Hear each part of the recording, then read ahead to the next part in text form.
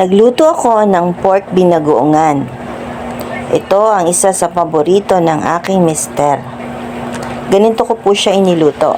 Una, ipinirito ko muna ang karne hanggang maging brown ang magkabilang sides.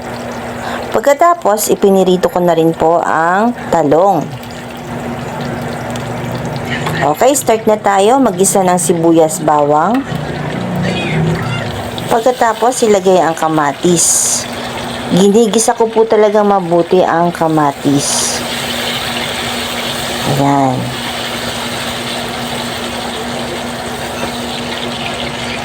Next, ilagay na po natin ang alamang.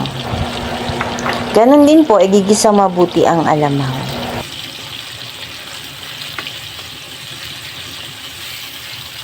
Kailangang igisang mabuti ang kamatis at ang alamang. Okay, pag nagisa na mabuti, ilagay na po ang piniritong karne. Next, lagyan natin ng tubig para lalong mapalambot ang pork.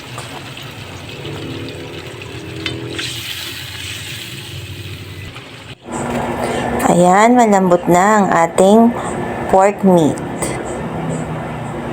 Pagkatapos niyan, naglalagay po ako ng konting vinegar para po mabawasan ang alat ng alamang, at naglalagay din ako ng konting sugar para mabalanse ang alat naman at yung asim ng suka. Yan. Okay, pag medyo naiga na, ilagay ang piniritong talong.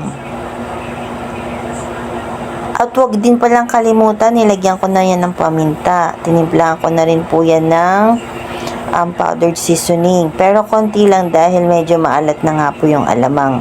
Naglagay na rin po ako ng sili.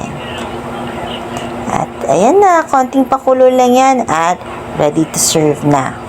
Napakasarap po niyang ulam. Talagang taubang kaldero dyan. Salamat sa panonood.